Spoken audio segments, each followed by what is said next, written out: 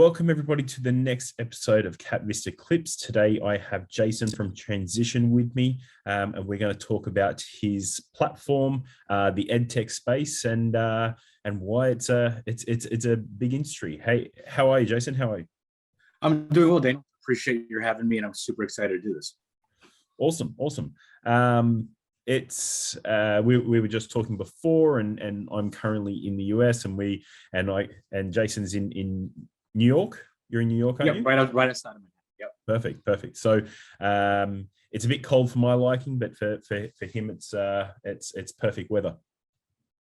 Yeah, absolutely. It's been a mild winter, just like it was a mild summer several months ago, but no big snowstorms, nothing, no big inconveniences yet. So let's keep our fingers crossed. Yeah, perfect. So let's jump straight into it.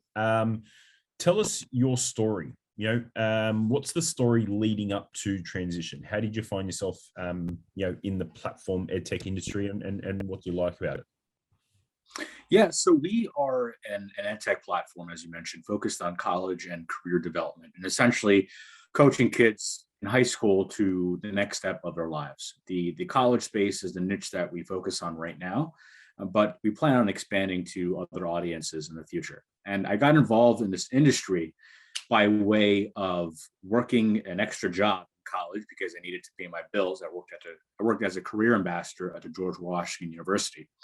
And I fell in love with the work and helping students with the next step of their lives. So then after college, I started my own tutoring company. I actually just did pro bono tutoring for free, helping high school kids with the college and career journey. I did so well over the course of 1 year. Their students' mothers told me that I have to start a bigger operation on this, go online and start charging people, and then doing pro bono on the side like I was doing. So one thing led to another, started a successful online tutoring platform.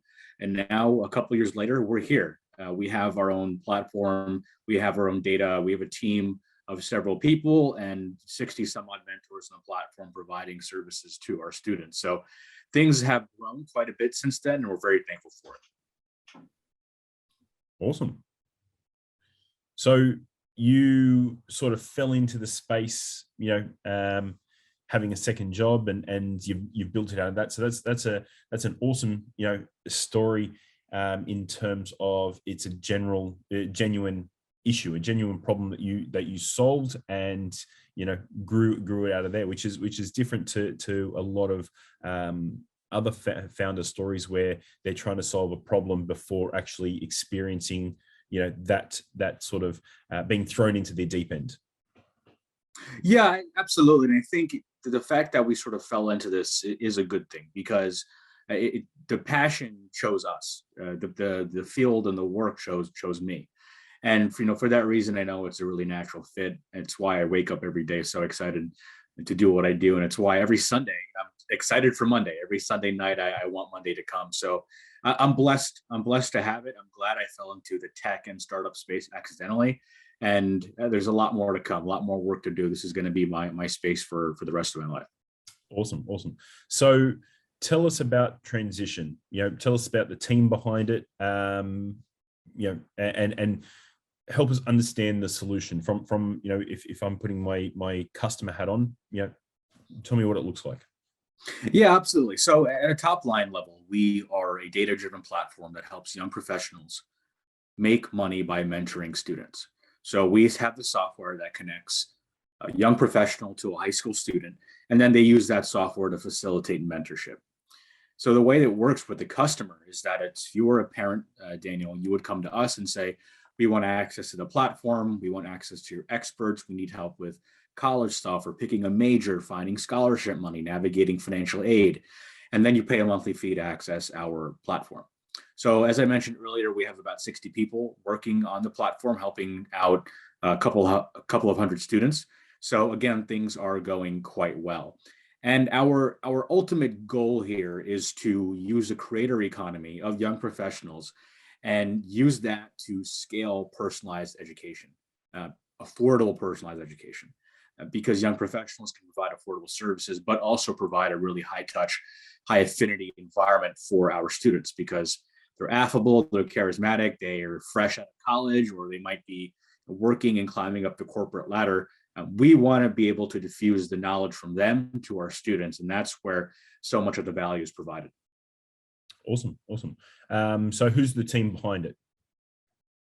So I'm one of the co-founders. I am a former career ambassador to George Washington University, Toastmasters champion, Brazilian Jiu-Jitsu purple belt, former nationally ranked boxer. I'm a very, very competitive guy. And my CTO is Darik Patel. Now, we've been best friends for about 25 years. We're very close. We work very well together. And he's a full stack engineer, full stack developer, also knows mobile development. And he's been a product leader and architecture lead in the past. And he's worked with one larger ed tech company previously, and then Texas Instruments before that. So the guy's got experience and he knows what he's doing. And the rest of our internal team is Amity Taylor, Beverly Cope, Sherry Allen, and Allison Hammer. And these are really great people who know the education space inside out, whether that's from public or from charter schools, or they're personalized tutors in that they've worked one-on-one with a lot of people in the past, and they know what makes a great customer experience. So we have a really good blend of drive, of technical ability, and of course, customer experience, so that we're blending everything together and providing that world-class ecosystem for our customers as we continue to grow. Awesome, awesome.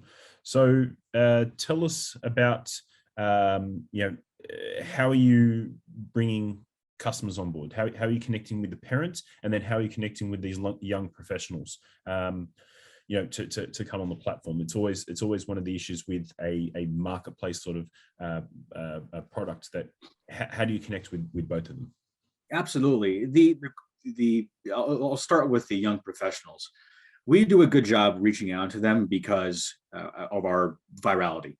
So when we started with about 1 or 2 mentors, they told their friends about us, who told their friends about us, and there was just some natural organic growth there. And the big thing is that because these are professionals whose time is limited, but who also want to make sure that they're leveraging their time appropriately, we're able to provide a great experience for them. And then for that reason, they tell their friends about us. So again, it's social proof. There's natural virality. And one friend tells the other, and wow, we have a waiting list of mentors who want to join the platform and get paid from us. And we just, there's a wait list, which is really great news, but also we want to accommodate them. And from the customer standpoint, we've done a good job over the past couple of years since launch in cultivating different customer acquisition channels. First and foremost is SEO. We did 1 million page hits or page views in 2021. We did 500,000 views over video on TikTok and YouTube. We have a very strong word of mouth campaign with almost 50% of our business coming through word of mouth. And then finally, paid ads, where it's lucrative, but it costs a lot of money. And we really want to hang our hat on the ability to make customers happy, and then they tell their friends about us. And in the words of Paul Buchheit, it's better to have 100 people love you than 1,000 people like you, because the people that love you will really do good for you. Yep. And spread the word about what you're offering. Yeah. Okay. So over the last few years, what sort of milestones have you achieved? So in 2021, we hit 500K in revenue off of only 30K raised. So we've raised a very little amount of money, and we're able to take that, leverage it very well, run a very tight ship with tight unit economics, and achieve 500,000 in revenue. Additionally, we've grown our team to 6 people internally, and then our external team with the contractors, the mentors, and everyone else is 60 to 70 people. So it's quite sizable, our platform. Additionally, we have over 100 5-star reviews on Google, Yelp, and Facebook. We've helped students get over $7 million in scholarships and financial aid for college. And of course, we've hit 40 to 50% referral rate amongst our customers, which means we're doing a good job in serving them. And then finally, on a much granular level, we have captured much more of the market in the college and career advising space. We're bringing on more people onto our platform and ensuring that likely, in a few months, we can raise our seed round successfully. But then more important, because we're leveraged so well, we can raise that seed round and then go straight into our Series A, because 30 grand brought us to $500,000. Imagine what $1 million or $3 million can get us. So we run a very tight ship. Okay, awesome. So give us a bit of an overview on the industry. I mean, as I mentioned before, ed tech is a hot industry at the moment, but there is a lot of competition. There's a lot of different players. There's a lot of people trying to solve different problems. So, how do you think the industry has changed over the last few years, and what do you think it's going to look like in the next 5 years? Yeah, I think the fact that we have so much competition is a good thing, by the way, because it vindicates the fact that there's a massive market out there. And because the wall of credentials is falling, and and now we're encountering the rise of people with their own competencies and their own merit, that's a great thing. And then that provides us new markets. So when we look at the market, especially post-COVID, we see that people are far more accepting of online and personalized education. Mhm. And earlier, people might not have been as accepting of online education because they perhaps wanted a tutor to visit their house, or they wanted to go to a brick and mortar tutoring center. Now, parents and students are saying, we want an online video. We want to do cohort-based classes. We want to work with someone through Zoom or another video portal, because we can save time doing that, but also get the most done. So we're seeing a much wider acceptance of personalized online education, remote education. And then on top of that, I think as the industry continues to grow, because venture funding has been absolutely waterfalling into the industry, I think we're going to see some really great technologies, but moreover, a lot of platforms in which they have scaled up services. So not necessarily AI or machine learning, something new and sexy like that, but I think we're going to see a lot of older solutions like tutoring turn into high dosage tutoring, or in-person cohort-based learning turn into online cohort-based learning, and then seeing how those learning experiences are bolstered by new technologies is going to be certainly interesting. Just like I don't think flying cars are going to happen or are going to come to us in the next year. I don't think we're going to have machines teaching kids in the next year or so. But I do think that we can use technology to better personalize online learning and make sure that all the kids who need the help might not be getting that help in school, are able to get help on their own through their own privatized channels. Awesome. And now, just in relation to what you're doing, are you US focused only, or are you looking at international? Yeah, I mean, we get most of our customers through the United States, but we have customers in Singapore, UAE, India, Israel, Korea, Japan, Hong Kong. So we have customers really from everywhere. We don't mind serving customers from overseas. We even have overseas mentors who can handle those things. When it comes to where our focus is, I mean, the focus is obviously on the US for 1.0 for our company, but we see ourselves having a massive international footprint in the next 2 to 3 years. And that's because people want to come to America to get their educations, but also because there are fantastic education systems built outside in, let's say, in India or China or elsewhere, where students need the resources to leverage to access those systems. And we think that we can do that. We want to become the infrastructure of education and become the middleman of education. As in, if you need a program for coding boot camps, or for the military or college, like we do now, you come to us and we'll sort you out. Awesome. So now we'll touch on the good bit. Tell us about the raise. How much are you raising? What's it being used for? What's the offer, and what sort of momentum have you had? Yeah, absolutely. So we haven't actually opened formally the fundraising round, although we have several pitches set up this week and next week for high conviction investors. So we see a lot of fit there, and we're confident that we can have a major term sheet basically filling up most of the round over the next 1 or 2 weeks. So there is no sense of urgency there, but there is a sense that we can close this thing very quickly. On top of that, we had a term sheet previously that the firm wasn't the best fit. So we're looking for someone who has conviction, but also has great fit. We're raising $3 million off of a $15 million pre-money valuation, so $18 million post-money valuation. 40% of the money would go into developing our product, which has a lot of promise, which is already being used by customers and has low churn. Another 40% would be used for recruiting, so bringing more people onto our team and getting to our Series A round.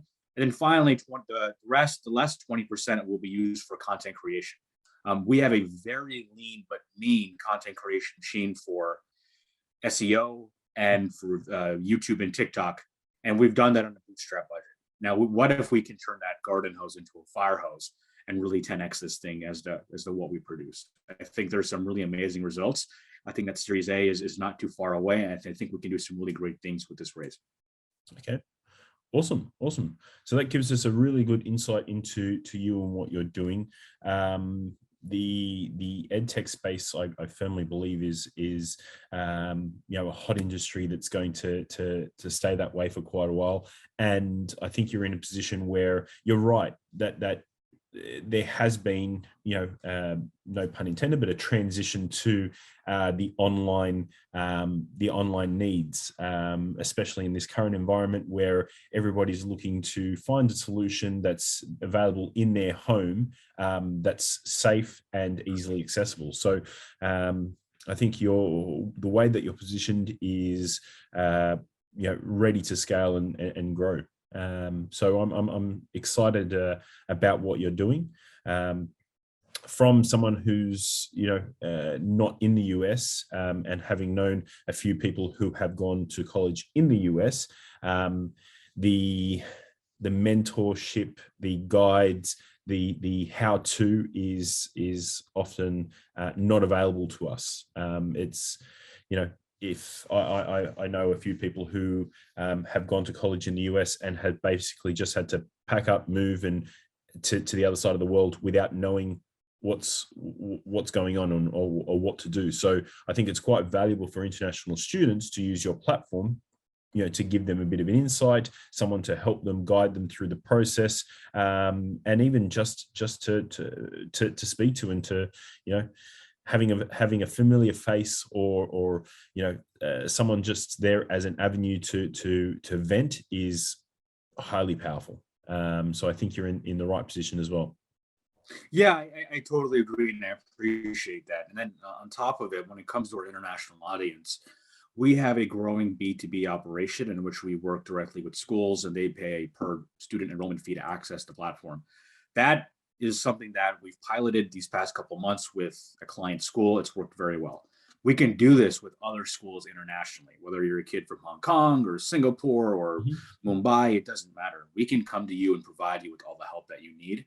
And I think that's where a huge part of our value in terms of providing value to our shareholders comes in, because there's a huge market here, huge opportunity, and we're ready to scale. Okay, awesome. So I think we'll leave it at that. But that's very exciting.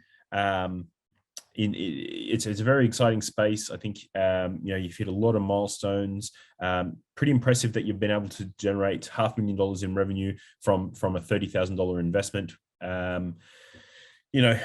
If the numbers stack up with the $3 million investment, it's going to be looking like a whole lot more in revenue and large growth numbers. But for anybody that's watching this episode that wants to get in touch with Jason, I'll put my details in the bottom of this video, and I can make a direct introduction to Jason. And I think it'd be worthwhile having a conversation. Excellent. Well, Daniel, I appreciate your having me, and looking forward to doing some great work with you over the next few months. Perfect. Thanks very much, and we'll chat soon. Excellent.